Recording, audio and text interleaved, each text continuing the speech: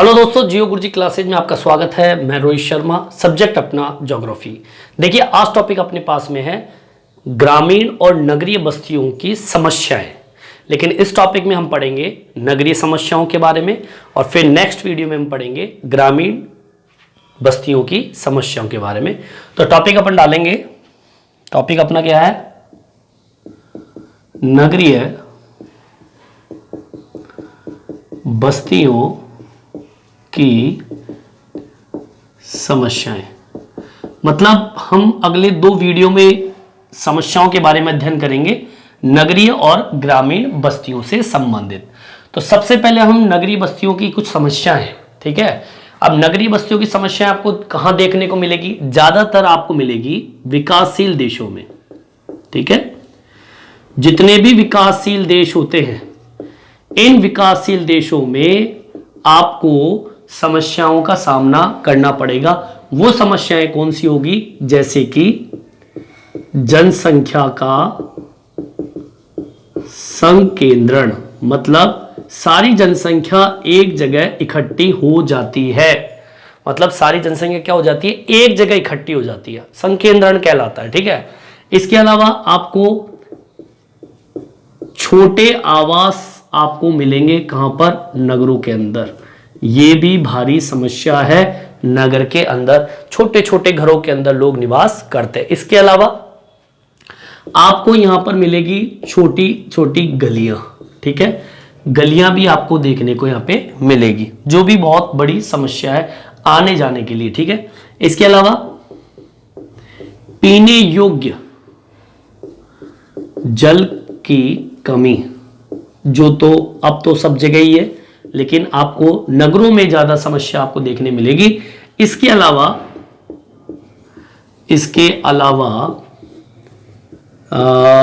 बिजली की समस्या, ठीक है। और इसके अलावा आप देखते होंगे आपके एक तरीके से गंदे पानी की जो निकास की स्थिति होती है, जैसे आप दिल्ली के अंदर आपको देखने को मिलेगा ज्यादातर, ठीक है, गंदे पानी के निकास की समस्या, ठीक है। और बताइए, आपको स्वास्थ्य व शिक्षा की भी कमी मिलती है। अब मैं कहां की बात कर रहा हूं? ये विकासशील देशों की बात कर रहा हूं, जहां पे विकास प्रारंभ हुआ है। तो विकासशील देशों की श्रेणी में आएंगे और वहां पर ये सारी समस्याएं आपको देखने को मिलेगी। अब मैं आपको एक एक करके नगरीय बस्तियों की समस्याओं के बारे में बताऊंगा। जैसे कि सबसे पहले हम देख लेते हैं। देखिए, विकासशील देशों के अंदर अधिकतर जो शहर होते हैं, कहां पर? विकासशील देशों में शहर अनियोजित होते हैं। मतलब जो बिना नियोजित के शहरों का निर्माण हो गया, अनियोजित मतलब ज्यादातर विकासशील देशों के अंदर अनियोजित नगर आपको मिलेंगे, ठीक है। इसके अलावा आपको देखने को मिलेगा कि शहरों में आने वाले जो व्यक्ति होते हैं, ठीक है, शहरों में आने वाले व्यक्ति, ठीक है, शहरों में भीड़ का कारण बनते हैं। अधिकतर मात्रा में आप देखते होंगे, प्रवास शब्द का आपका नाम सुना होगा। प्रवास शब्द होता है जब व्यक्ति रोजगार के लिए, शिक्षा के लिए किसी और शहर में जाके बस जाए, लेकिन अब बस तो गया, लेकिन उसके साथ में एक भारी समस्या ये उस शहर के लिए कि वहां पर भीड़ भाड़ का कारण भी वही व्यक्ति बनता है, ठीक है। आगे की हम बात करें भारत की। भारत के जितने भी शहर होते हैं, ठीक है ना, भारत के शहरों के आवास छोटे व बहुमंजिला होते हैं। ज्यादातर आपको भारत में आपको देखने को मिलेगा कि वहां पे शहरों के अंदर आवास कैसे मिलेंगे? आपको छोटे मिलेंगे। साथ में आवास की कमी भी आपको मिलेगी, ठीक है ना, छोटे ही नहीं, कमी भी आपको शहरों में मिल जाएगी। बहुमंजिला आपको शहर, आपको मतलब बस्तियां आपको मिलेगी। इसके अलावा भारत में रहने वाले जो लोग होते हैं, जब शहरों के अंदर जनसंख्या बढ़ जाती है तो वहां पर एक तो निम्न स्तर का आवास, ठीक है ना, निम्न स्तर का आवास, गंदी बस्तियां और अधिकृत बस्तियां जो जबरदस्ती बसाई गई हो, ऐसी स्थिति भारत के अंदर आपको देखने को मिलेगी। ठीक है, भारत में अधिकतर अधिकृत बस्तियां, गंदी बस्तियां, ठीक है, व आवास की कमी मिलती है। ये कोई छुपाने वाली बात नहीं है, ये हमको देखने वाली बात, गौर करके करने वाली बात है। कारण उसका मैं बता दूं, सबसे बड़ी भारी बात है जनसंख्या। कई लोग तो जनसंख्या वृद्धि के ऊपर हम बात ही नहीं करना चाहते, चर्चा भी नहीं करना चाहते कि जनसंख्या बढ़ रही है तो इसके लिए क्या सॉल्यूशन किया जाए, पर जनसंख्या इन सब का कारण है। ठीक है ना, ये जितने भी बिंदु मैंने आपको बताए, इनका सबसे मेन कारण जो है वो है जनसंख्या वृद्धि, जो कि भारत के अंदर सबसे ज्यादा है। चीन के बाद में हमारा दूसरा स्थान भारत का ही है। ठीक है, और इन्हीं जनसंख्या के कारण हमारे पास में, इतनी जनसंख्या के कारण आवास छोटे, कमियां, बहुमंजिला इमारत एक के ऊपर एक, ठीक है, ऐसी स्थिति पैदा होती है भारत के अंदर। ठीक है, इसके अलावा मैं भारत की बात करूं तो भारत के अंदर आप जितनी भी मिलियन सिटी है, ठीक है ना, भारत में मिलियन सिटी, अब आपको मैंने बताया था पिछली वीडियो में, मिलियन सिटी होती है 10 लाख व्यक्तियों का समूह, जहां पे 10 लाख व्यक्ति रहते हो, मिलियन सिटी कहलाती है। और यहां पर 25% आबादी अधिकृत बस्तियों में निवास करते हैं। अधिकृत का मतलब होता है जबरदस्ती बसाई गई बस्तियां, ठीक है ना, अवैध रूप जिसे हम कह सकते हैं। 25% आबादी अवैध बस्तियां बनाकर निवास करती है। और मैं बता दूं आपको, इन बस्तियों की गति जो है बहुत तेजी गति से बढ़ रही है। ठीक है, चलिए और समस्या है, समस्या इतनी नहीं, भारी समस्या है, अभी मैं आपको बताता हूं। ठीक है, इसको उतारना चाहे तो आप उतार सकते हैं। देखिए आगे और क्या समस्याएं हैं विकासशील देशों के अंदर। ये भारत का नाम तो इसलिए लिया क्योंकि भारत एक विकासशील देश है, ऐसे तो विकासशील देश और भी है, लेकिन इस बुक के अंदर भारत के बारे में दिया गया है। देखिए, एशियाई जितने भी पैसिफिक देश होते हैं, जो आपके समुद्री क्षेत्र है, उनके आसपास जो क्षेत्र के जो नगरीय बस्तियां होती हैं, वहां पे 60% जनसंख्या जो है वो अधिकृत बस्तियों में निवास करती है। ये तो कहीं पे भी आप बुक्स उठा के देख लीजिए, आपको मिल जाएगा कि एशिया के पैसिफिक देशों में नगरीय जनसंख्या का 60% भाग अनअधिकृत बस्तियों में निवास करता है। अब इन बस्तियों की कुछ समस्याएं, पहला मुख्य रूप से आर्थिक समस्याएं, ठीक है, दूसरे नंबर की जो समस्या है वो है सामाजिक सांस्कृतिक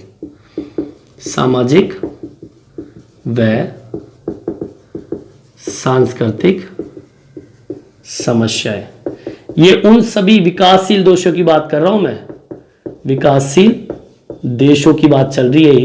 ये कोई जरूरी नहीं कि हमारे इंडिया की बात हो, भारत की कोई बात नहीं है, ये पूरे विकासशील देशों की बात चल रही है। और तीसरे नंबर पे जो आता है वो है पर्यावरणीय समस्या। कुल मिला के मुख्यतः ये 3 समस्याओं को मैं टुकड़े करके बता रहा हूं आपको। अब देखिए अहम, पहला आता है आर्थिक समस्या। देखिए आर्थिक समस्या क्या होती है? आर्थिक समस्या होती है विकासशील देशों के अंदर ग्रामीण व छोटे नगर के जो व्यक्ति होते हैं, ठीक है ना,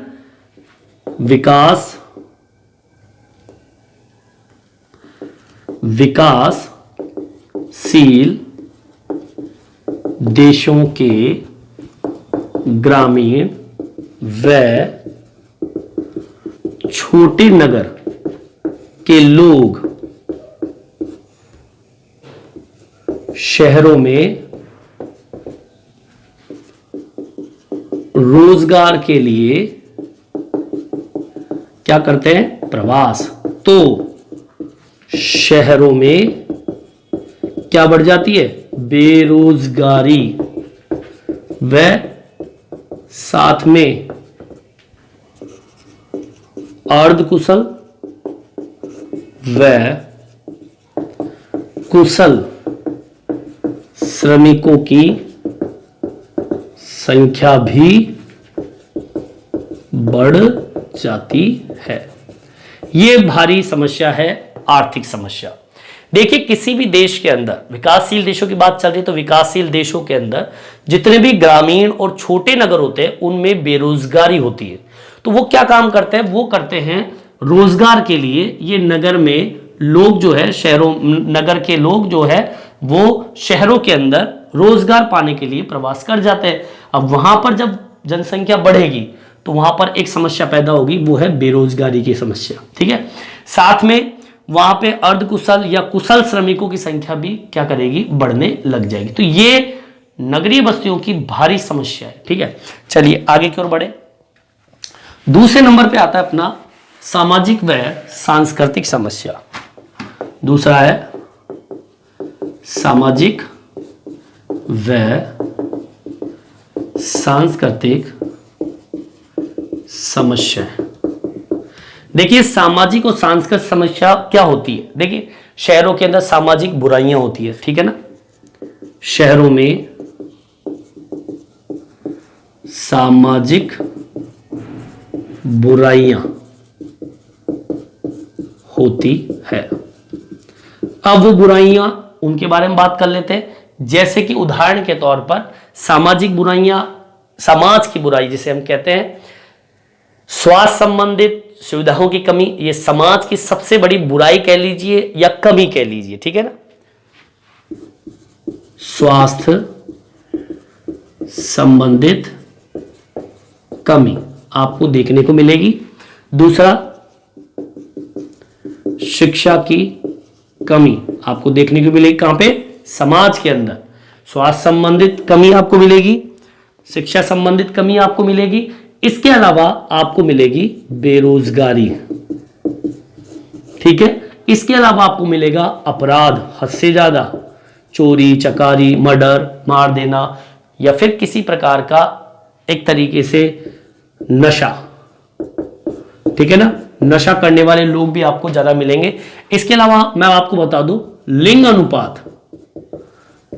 अनुपात आपको यहां पर मिलेगा असंतुलित। स्त्रियों की संख्या कम, पुरुषों की संख्या ज्यादा मिलेगी, ठीक है। चोरी, ठीक है, या फिर इसके अलावा आपको असामाजिक तत्व आपको नगरों में मिलेंगे। देखिए, ये भी बड़ी समस्या है, ठीक है। और आगे बढ़ते हैं, अब बात करते हैं, ये तो आपकी समाज की हो गई, ठीक है। अब मैं संस्कृति की बात करूं, सामाजिक सांस्कृतिक। देखिए, सांस्कृतिक क्षेत्र की बात करूं, समाज, दोनों आपस में क्या है, जुड़े हुए पार्ट है, ठीक है। क्योंकि हमारी संस्कृति किससे जन्म हुआ है, समाज से। अगर समाज बसता है तो संस्कृति का अपने आप निर्माण होता है। अब मैं संस्कृति को क्यों जोड़ा, क्योंकि जैसा समाज आपको मिलेगा या आप समाज गठित करोगे या समाज का निर्माण करोगे, वैसे हमारी क्या होगी, संस्कृति होगी। तो समाज और सांस्कृतिक, ये सामाजिक सांस्कृतिक क्षेत्र के अंदर इस प्रकार की समस्याएं आपको देखने को मिलती है, ठीक है। तीसरे नंबर पे आता है आपका, तीसरे नंबर का बिंदु क्या है, पर्यावरणीय समस्या। अब भाई, ये तो बहुत भारी समस्या है जो हम देखते हैं कई बार टीवी चैनल के अंदर भी। हमारे बड़े बड़े अधिकारी लोग, प्रधानमंत्री, मंत्री इस समस्याओं से हमें अवगत कराते रहते हैं, वैज्ञानिक लोग, ठीक है। देखिए, पर्यावरणीय समस्या क्या होती है, नगरों में पीने योग्य पानी का अभाव है। पहली चीज, नगरों में पीने योग्य पानी का अभाव है, और ये सब जानते हैं, ठीक है। उसके बाद भी हम नहीं समझते हैं। उसका कारण है क्योंकि अब घरेलू जो क्षेत्र होते हैं या मान लीजिए औद्योगिक क्षेत्र जो होते हैं, इससे निकला अपशिष्ट जो जल होता है वह पीने योग्य पानी में मिल जाता है। कहां पर? शहरों में। तो जल की कमी होती है। किसकी कमी के कारण? हम लोगों की कमी के कारण। जो घरेलू क्षेत्र हमारा है, औद्योगिक क्षेत्र हमारा है, और इससे निकलने वाला जो भी अपशिष्ट जल है वो मीठे पानी में जाके मिल रहा है, तो अपने आप पीने योग्य पानी का क्या हो जाएगा? अभाव हो जाएगा। ठीक है। इसके अलावा जितनी भी अपशिष्ट गैस जो होती है, गैस वो भी कैसी? अपशिष्ट, जो कि पर्यावरण को क्या करती है? प्रदूषित करती है। ठीक है। इसके अलावा देखिए, पर्यावरण से संबंधित हम बात कर रहे हैं, जनसंख्या के बढ़ने से। अब देखिए, हमने जनसंख्या बढ़ाई, अब जनसंख्या बढ़ने के कारण हुआ क्या? जनसंख्या बढ़ने से हमने कंक्रीट, बहुत इंपॉर्टेंट है, कंक्रीट के आवास बनाए, सड़कें बनाई, तो एक तापीय नगर का निर्माण हुआ। तापीय नगर क्या होता है? तापीय नगर का मतलब होता है एक जलता या गर्म, या हम कह सकते हैं नगरों का एक ऊष्म द्वीप, हम कह सकते हैं ऊष्म द्वीप का हमने क्या कर दिया? निर्माण। देखिए, कंक्रीट मतलब सीमेंट, कंकड़ पत्थर से बना होता है, कंक्रीट कहलाता है। जितने भी मकान हमने सीमेंट के बना डाले तो उससे हुआ क्या? तापमान उत्सर्जित हुआ। सबसे बड़ी कमी, सड़कें बनाई। अब रोड देख लीजिए, जितनी भी रोडें हैं वो किससे बनी होती है? सीमेंट की बनी होती है। और सबसे बड़ी बेवकूफी सरकार ने की है ये क्या की है कि हमने सीमेंट की रोड बना दी। और सीमेंट की रोड फायदेमंद बिल्कुल नहीं है पर्यावरण के लिए। उसका कारण है क्योंकि सीमेंट की रोड जो होती है वो सूर्य का ताप पाकर जल्दी से क्या हो जाती है? गर्म हो जाती है, जिससे होता क्या है? पर्यावरण का तापमान उत्सर्जित हो जाता है, जो कि हमारे पर्यावरण के लिए बहुत हानिकारक है। ठीक है, चलिए आगे की ओर बढ़े। और पर्यावरणीय क्या समस्या उतारना चाहे तो उतार सकते हो आप लोग। देखिए, पर्यावरण की एक और समस्या बहुत भारी है। हमने अपने फायदे के लिए क्या किया? अपने फायदे के लिए पेड़ों की कटाई की, जो पर्यावरण प्रदूषण का प्रमुख कारण है। हमने क्या किया? हमने और देखिए क्या किया? हमने पर्यावरण पे हद से ज्यादा दबाव बनाया, यातायात विकसित किए, जो पर्यावरण के लिए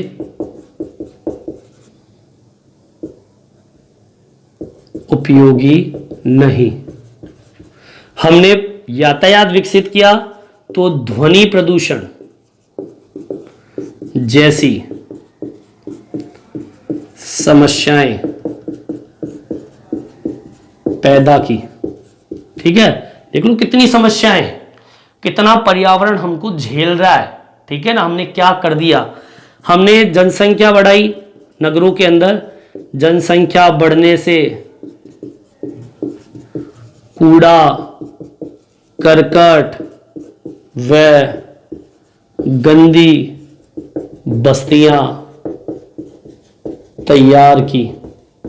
ठीक है, हम समझदार हैं, हमने कूड़ा करकट फैलाया, हमने गंदी बस्तियां तैयार की, क्योंकि हम लोग समझदार हैं।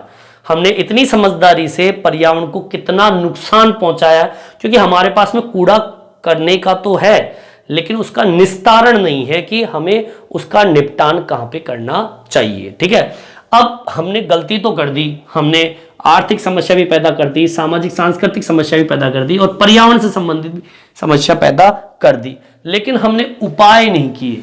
तो मैं आपको बता दूं कुछ उपाय हैं जो हमें करने चाहिए, आपको भी करने चाहिए और मुझे भी करने चाहिए। वो समस्याओं का समाधान, पर्यावरण की समस्याओं का निदान। देखिए पर्यावरण की समस्याओं का निदान क्या है? सबसे पहला, नगरीय लोगों का आश्रय स्थल होना चाहिए, ठीक है ना। हर नगर के अंदर लोगों को आवास मिले, नियोजित बस्तियां बसे, ठीक है। दूसरा, शिक्षा व स्वास्थ्य सुविधाएं हो। तीसरा, कूड़ा करकट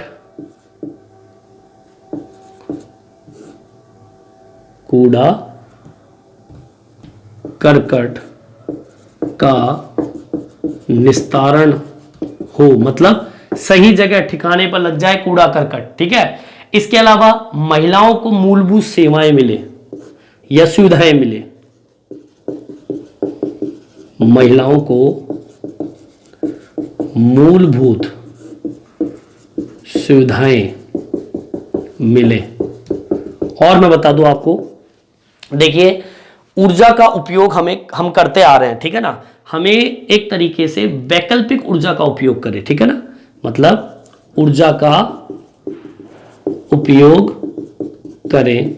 वो ऊर्जा कौन सी? जैसे कि सौर ऊर्जा है, पवन ऊर्जा है,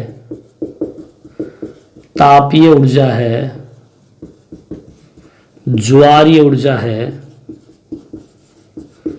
ठीक है ना। ऐसी सारी ऊर्जा जो कभी खत्म ना हो, ये कभी खत्म नहीं होगी।